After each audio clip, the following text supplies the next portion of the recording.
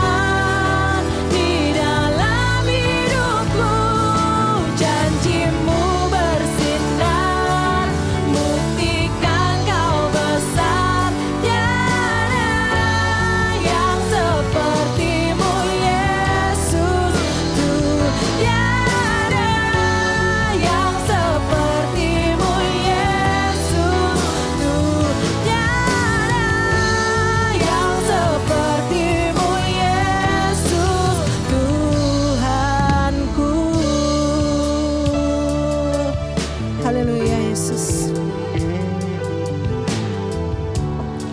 Bapa, di dalam nama Tuhan Yesus Kristus, kami mengucap syukur kalau hari ini kami dapat bersatu hati untuk memuji dan memuliakan nama-Mu. Kami yakin Tuhan, Engkau hadir di tengah-tengah kami, sehingga mulai awal hingga akhir hanya nama Tuhan yang dipermuliakan. Terima kasih Tuhan, kami sudah berdoa di dalam nama Tuhan Yesus Kristus. Haleluya. Amin. Mari Bapak Ibu Saudara, saya undang untuk memuji Tuhan lebih semangat lagi. Kita angkat satu pujian, Kau Ubahkan Hidupku. Boleh bergoyang bersama Bapak Ibu Saudara?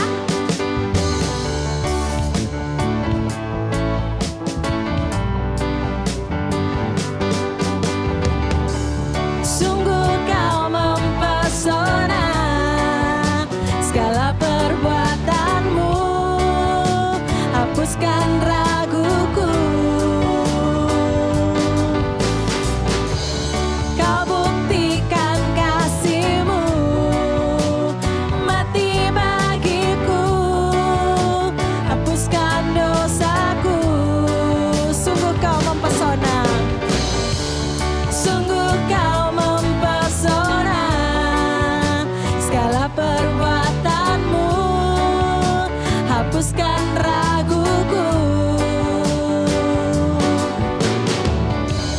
Kau buktikan kasih-Mu mati bagiku, hapuskan dosaku.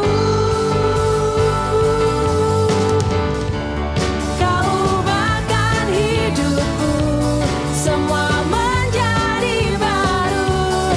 Sekarang ku bersuka di dalam-Mu, Yesusku. Kau jagai hidupku, melangkah di jalan-Mu, sampai ku terima mahkota kehidupanku.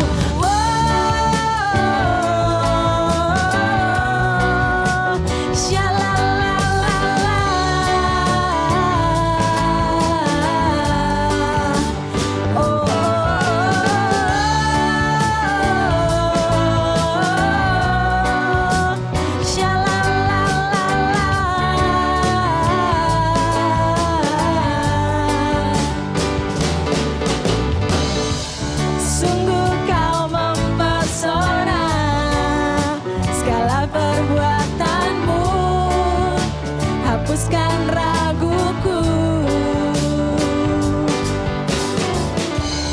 Kau buktikan kasih-Mu mati bagiku, hapuskan dosaku.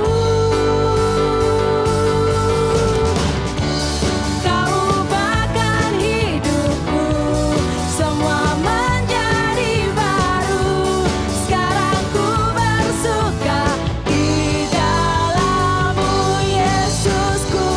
Kau jagai hidupku, melangkah di jalan-Mu, sampai ku terima mahkota kehidupanku. Kau ubahkan hidupku, semua menjadi baru. Sekarang ku bersuka di dalam-Mu, Yesusku. Kau jagai hidupku, selangkah di jalan-Mu, sampai ku terima mahkota kehidupanmu.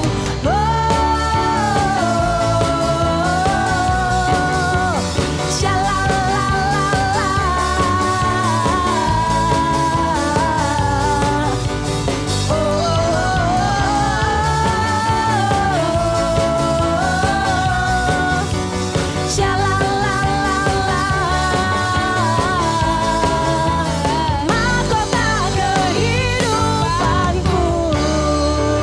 Haleluya Bapak Ibu Saudara. Bapak Ibu Saudara, Tuhan Yesus selalu baik dan selama-lamanya akan selalu baik. Kita akan pujikan Tuhan Yesus baik.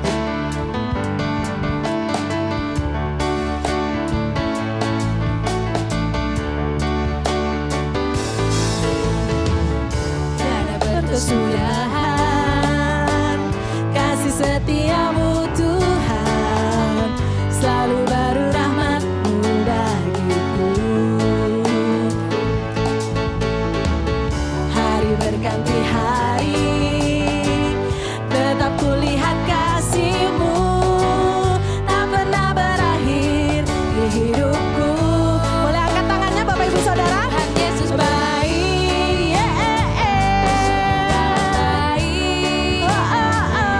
untuk selama-lamanya. Tuhan Yesus baik, tiada berkesudahan, tiada berkesudahan. Kasih setiamu Tuhan, selalu baru rahmat-Mu bagiku. Hari berganti hari, tetap kulihat kasih-Mu, tak pernah berakhir di hidupku. Tuhan Yesus baik, sungguh amat baik, untuk selama-lamanya. Tuhan Yesus baik, Tuhan Yesus baik,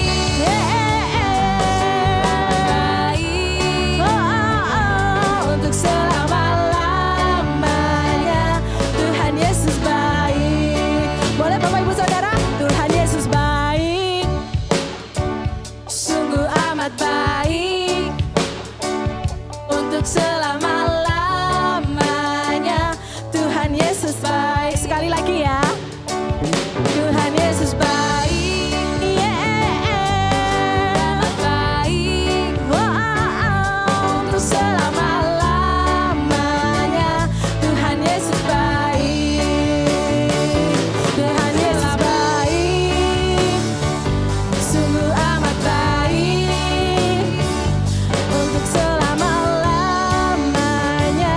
Tuhan Yesus baik, dari selama-lamanya, untuk selama-lamanya, sampai selama-lamanya. Tuhan Yesus baik. Haleluya. Mari kita siapkan hati kita. Sebentar kita akan mendengarkan firman Tuhan. Kita angkat satu pujian, sebab Kau layak.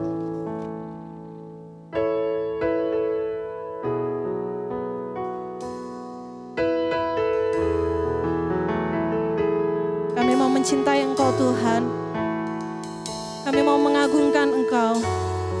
Hanya satu Tuhan nama-Mu yang kami agungkan. Haleluya Yesus.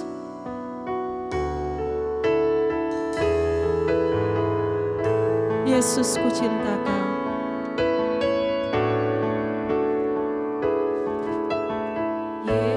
Yesus, ku cinta Kau, ku tinggikan, ku agungkan.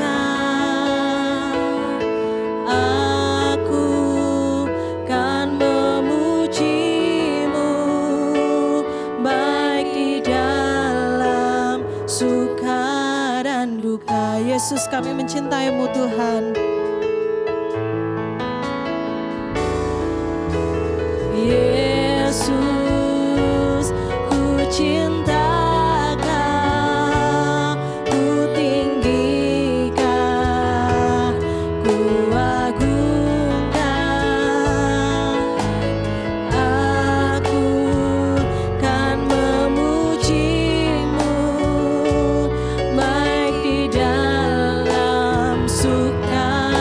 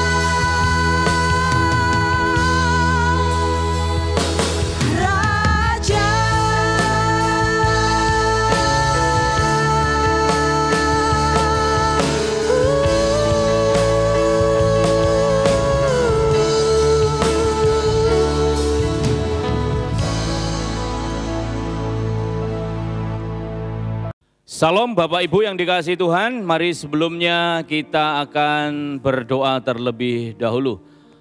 Bapa, kami bersyukur kepadamu sampai hari ini Engkau perkenankan kami untuk dapat hidup dan kami mengabdi melalui kegiatan aktivitas kami, pekerjaan dan pelayanan kami, dan sebentar kami akan mendengarkan firman Tuhan. Mohon berkat Tuhan, di dalam nama Tuhan Yesus kami sudah berdoa mengucap syukur. Haleluya. Amin. Bapak Ibu yang dikasihi Tuhan, kita tetap dalam tema yang diberikan oleh Bapak Gembala, hikmat Tuhan mengatasi kekhawatiran. Penting untuk diketahui oleh kita semua, apa arti hikmat itu? Hikmat di dalam perjanjian lama itu berarti kebijaksanaan. Di dalamnya tidak saja kebijaksanaan dalam hal berkata-kata, tetapi kebijaksanaan di dalam peperangan, pengambilan keputusan, saat-saat berperang, kemudian juga kebijaksanaan tentang pengelolaan, administrasi, dan lain-lain. Yang menarik di dalam perjanjian baru, bahwa kebijaksanaan itu diartikan sebagai pengertian dan kecerdasan yang diperoleh dengan ketajaman dan pengalaman. Itulah hikmat. Contohnya di dalam Kisah Rasul pasal yang ke-7 ayat yang ke-22. Musa dididik dalam segala hikmat orang Mesir dan ia berkuasa dalam perkataan dan perbuatannya. Dididik dalam segala hikmat. Nah, tentu saja kita bertanya-tanya dari mana hikmat ini? Amsal pasal yang kedua ayat 6 berkata, Tuhan yang memberi hikmat. Memberi artinya mempercayakan. Tetapi bagaimana mekanismenya memberi atau mempercayakan? Apakah tiba-tiba celing dengan penumpangan tangan seseorang kemudian menjadi berhikmat? Nah, Bapak Ibu yang dikasihi Tuhan, kita tahu bahwa Tuhan memberikan otak. Tetapi apakah lalu tiba-tiba celing kita akan menjadi seseorang yang ahli dalam bidang tertentu? Orang jenius pun perlu untuk belajar. Itu sebabnya hikmat itu ada permulaannya. Amsal 9 ayat 10, Ayub 28 ayat 28, Mazmur 111 ayat 10 dikatakan, permulaan hikmat adalah takut akan Tuhan. Permulaan berarti prioritas utama. Yang utama, top urutan yang tertinggi, hikmat adalah takut akan Tuhan. Nah, pertanyaannya adalah apa itu takut akan Tuhan? Takut akan Tuhan artinya pikiran dan perasaan yang mengagumkan. Definisinya salah satunya adalah kengerian dan kedahsyatan yang menyebabkan kita itu hormat kepada Tuhan, tunduk dan taat kepada Tuhan. Amsal 15 ayat 33 berkata, takut akan Tuhan adalah didikan. Jadi ada korelasinya antara hikmat dan didikan. Didikan itu di dalamnya adalah instruksi, koreksi, dan disiplin. Takut akan Tuhan adalah instruksi, koreksi, disiplin yang mendatangkan hikmat. Itu Amsal 15 ayat 33. Nah, Bapak Ibu yang dikasihi oleh Tuhan, dari mana datangnya hikmat? Dari takut akan Tuhan. Dari mana datangnya hikmat? Perasaan takut akan Tuhan, menghormatinya, mengaguminya, dan kemudian dengan kerelaan taat dan tunduk kepadanya, itulah yang mendatangkan hikmat. Ibrani 12 ayat 5 berkata, hai anakku, janganlah anggap enteng didikan Tuhan. Janganlah anggap enteng instruksi, koreksi, disiplin dari Tuhan, dan jangan putus asa apabila engkau diperingatkannya. Jadi hikmat Tuhan itu diawali dengan rasa kagum dan hormat akan Tuhan, lalu bersedia untuk dididik, yang di dalam menjalani instruksi, koreksi, dan bersedia untuk didisiplin dalam hal ini, karena hikmat itu telah menjadi manusia di dunia ini selama kurang lebih 33 tahun setengah, yakni Yesus Kristus yang telah memberikan teladan dan jejaknya untuk kita hidup seperti Dia. Artinya kalau Bapak Ibu ingin memiliki hikmat Tuhan, itu menjalani instruksi, koreksi, dan disiplin yang Tuhan Yesus jalani dan lakukan dan perintahkan kepada kita. Itu clear, jelas. 1 Korintus pasal yang 1 ayat ke-30 berkata, Bapa sendirilah yang membuat sehingga saudara bersatu dengan Kristus. Kita dijadikan bijaksana. Gairahnya Tuhan Yesus menjadi gairah kita. Itulah hikmat. Dari mana datangnya? Belajar, jelas. Kalau kita tidak pernah membaca firman Tuhan dan merenungkannya dan ambil waktu di dalam perenungan kita dengan Tuhan, pasti saudara kita tidak dapat hikmat Tuhan. Ya, seperti juga kisah para rasul yang telah saya bacakan tadi, bahwa Musa dididik dalam segala hikmat orang Mesir, artinya dia dilatih, diberi instruksi untuk dipelajari dan menyebabkan seseorang itu belajar dan dia menguasai segala hikmat orang Mesir. Nah, kalau kita ingin memiliki hikmat Tuhan, hikmat yang telah menjadi manusia 33 tahun setengah itu, suka tidak suka, mau tidak mau, kita harus belajar mengenal Tuhan Yesus Kristus. Suka tidak suka, senang tidak senang, kalau kita mengaku percaya kepada Kristus, artinya kita mengikuti jejak hidupnya. Clear Bapak Ibu yang dikasihi oleh Tuhan. Lalu apa itu kekhawatiran? Kekhawatiran itu dagah, kekhawatiran itu cemas. Ya, cemas dalam kadar tertentu. Kalau bisa saya simpulkan, ada cemas yang ringan, medium, dan yang dosisnya tinggi nih. Kalau yang dosis tinggi itu artinya cemas yang tadinya ringan dipelihara terus menerus. Menurut ilmu kedokteran kalau dipelihara sampai 6 bulan, nah ini menjadi kekhawatiran. Kekhawatiran ini sebenarnya bisa diatasi dengan cara mengubah pola pikir dan mengubah perilaku. Ya, apa akar yang membuat cemas? Ya, kalau kita mengubah pola pikir dan perilaku, itu membantu kita untuk mengubah sebuah pikiran kecemasan menjadi pikiran yang dapat melihat situasi dengan secara realistis, nyata, apa persoalannya gitu ya. Ilustrasinya adalah seorang murid yang cemas kalau tidak, mungkin dia merasa bahwa mungkin saya tidak lulus. Nah, cara mengatasinya harus dirubah pola pikirnya dan perilakunya. Kalau aku belajar dan mulai melakukan kegiatan belajar, itu akan mengurangi kecemasannya. Itu sudah hukumnya Bapak Ibu yang dikasihi Tuhan. Ya, dikatakan bahwa seorang pasien, seorang psikolog yang memiliki pasien itu harus meluangkan 1 jam setiap minggu untuk menjalani terapinya, ya, nilai-nilai di dalam pikirannya yang harus dirubah dan harus berdisiplin dengan perilakunya. Itu membutuhkan 3-4 bulan untuk mengatasi kecemasan itu. Nah, apa yang menjadi kecemasan Bapak Ibu yang dikasihi oleh Tuhan pada hari-hari ini?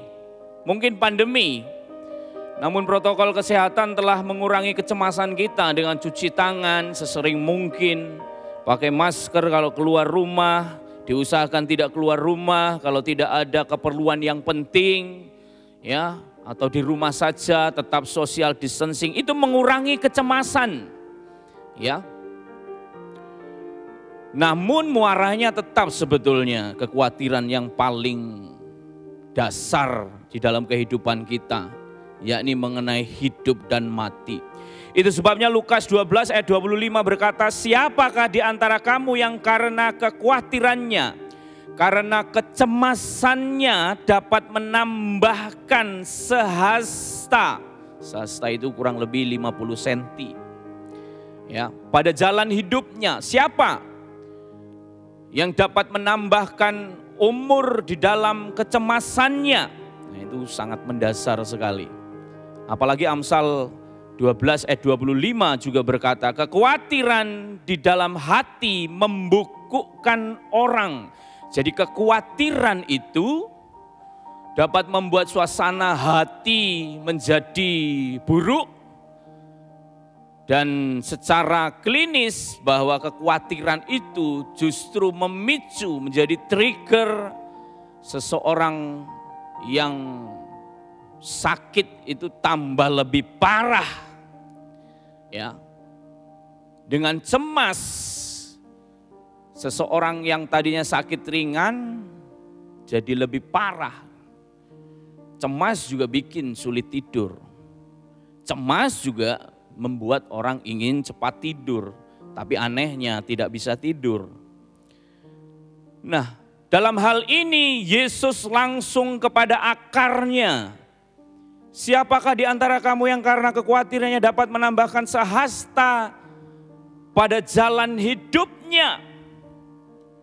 Filipi 4 ayat 6 berkata, janganlah hendaknya kamu khawatir tentang apapun juga. Tetapi nyatakanlah dalam segala hal keinginanmu kepada Bapa dalam doa dan permohonan dengan ucapan syukur. Saya tidak tahu sekarang ini saudara cemas mengenai hal apa. Tetapi saya kira semua orang menjadi hari-hari ini juga cemas berjamaah. Rame-rame cemasnya, ya. Semua cemas. Banyak orang mudik, cemas. Ya, bagaimana tidak cemas? Kita tidak tahu. Ya, orang tanpa gejala pun bisa menularkan virus COVID-19 ini. Semua cemas. Tetapi apakah dengan demikian bahwa aktivitas kita akan menjadi terhambat? Tentu saja tidak. Sebab kita dilatih, dididik untuk mengatasi setiap kekhawatiran itu. Dan latihan ini, didikan ini, ya, kalau kita belajar daripada firman Tuhan, nah itu artinya hikmat Tuhan mengatasi kekhawatiran. Saya tidak tahu Bapak Ibu khawatir tentang hal apa. Tetapi firman Tuhan berkata, jangan hendaknya kamu khawatir tentang apapun juga. Ya. Lukas 12 ayat 25 berkata, sebab hidup itu lebih penting daripada makanan dan tubuh itu lebih penting daripada pakaian. Sebab hidup itu adalah jiwa, nyawa, ya, prinsip-prinsip kehidupan, nah itulah hidup. Ya, kalau binatang tidak perlu punya prinsip-prinsip kehidupan, ya, dia berdasarkan naluri. Tapi kalau manusia itu punya nilai-nilai. Nah, nilai-nilai ini didapat dari mana? Salah satunya dengan mendengarkan khotbah hari ini. Itulah prinsip-prinsip, nilai-nilai hidup, ya. Dan itu lebih penting daripada makanan. Ya, makanya firman Tuhan berkata asal ada makanan dan pakaian cukup. Sebab hidup, prinsip hidup, jiwa yang ada dalam kita, di dalam jiwa ada pikiran, perasaan, kehendak yang harus satu gairah dengan Kristus. Karena kita mau mengatasi segala persoalan dengan hikmat Tuhan, ya, mengatasi segala kekhawatiran. Artinya lebih penting saudara daripada makanan. Akhirnya sekarang ini saat pandemi terbukti. Ya. Nah, banyak orang mengalami sulit makan dan lain-lain sebagainya. Mungkin dari beberapa kita juga mengalaminya. Namun karena hidup lebih penting, maka kita dapat menyatakan semuanya itu di dalam doa-doa kita sambil mengucap syukur. Haleluya. Hidup itu bukan hanya saja bergerak, berdiri, berjalan, bekerja, beraktivitas, bernyanyi. Tetapi alasan untuk itu semua, nah itulah hidup. Binatang tetap hidup. Ya, dia berjalan, bergerak, ya. Tetapi alasan untuk dia hidup itu apa? Nah, itu dia. Kalau kita tahu alasan kita untuk hidup, satu-satunya hanyalah untuk menyenangkan Tuhan, maka saya yakin hidup ada kekhawatiran. Tetapi dengan hikmat Tuhan yang kita pelajari melalui firman Tuhan dan jejak kehidupan Tuhan Yesus, kita percaya bahwa kita sanggup untuk melaluinya. 1 Petrus 5 ayat 7 berkata, serahkanlah segala kekhawatiranmu kepadanya, segala kecemasanmu, segala keprihatinanmu, itu maksudnya. Serahkan semuanya kepadanya. Sebab, nah ini kabar gembira untuk kita semuanya, Ia yang memelihara kamu. Haleluya. Ya saudara, bukan berarti kita tidak bertindak apa-apa, do nothing, enggak. Kita akan bertindak sebaik-baiknya. Ya. Dan kita percaya, lagi-lagi saya selalu mengulang ini, kalau kita percaya kedaulatan Tuhan, kita percaya Dia maha besar itu, ya. Dia yang menyediakan makanan bagi burung-burung di udara, Dia yang menghiasi bunga-bunga bakung di padang, Dia juga yang akan memelihara kita. Saudara yang dikasihi oleh Tuhan, diingatkan kepada kita semuanya dalam Matius 13 ayat 22, bahwa kekhawatiran dunia ini dan tipu daya atau hawa nafsu kekayaan, ya, keinginan hidup mewah menghimpit firman. Nah, ya, menjadi kaya tidak salah. Tetapi kalau saudara tidak mengerti hikmat Tuhan, cara memperolehnya nanti akan menjadi salah. Nah, itu yang menghimpit firman. Makanya penting dasarnya adalah kita belajar firman Tuhan. Kita dipaksa untuk melakukannya, menjebak diri sendiri untuk melakukan firman Tuhan.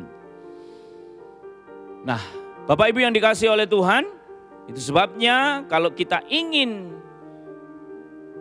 mengatasi kekhawatiran kita dengan hikmat Tuhan, tidak ada jalan lain. Permulaan hikmat ialah takut akan Tuhan. Bersedia untuk dididik, bersedia untuk diberikan instruksi, bersedia diberikan koreksi, dan bersedia untuk didisiplin. Nah, itu mendatangkan hikmat Tuhan.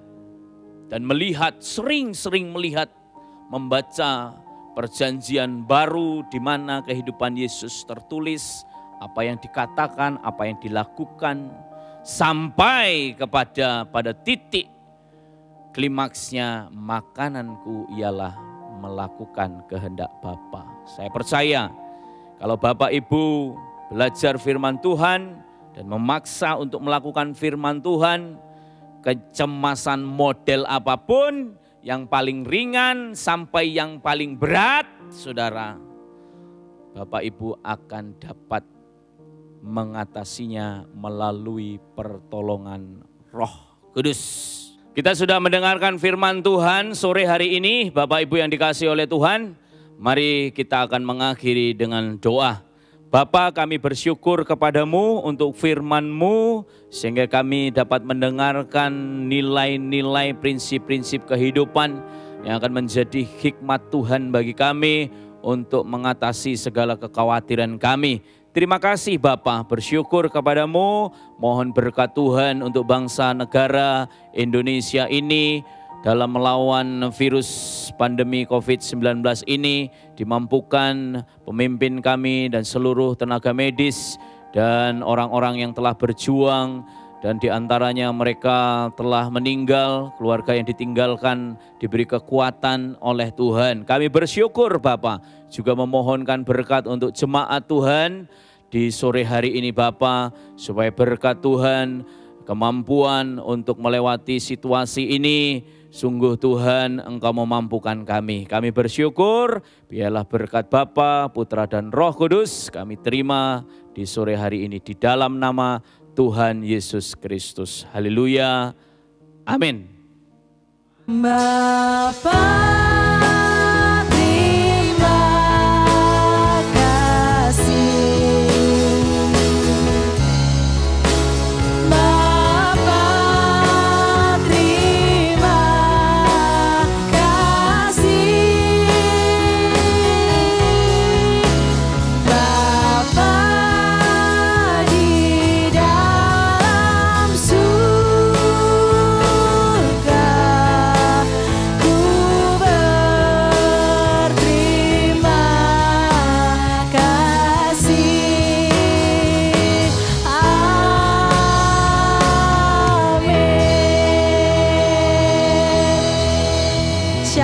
sampai berjumpa kembali. Tuhan Yesus memberkati.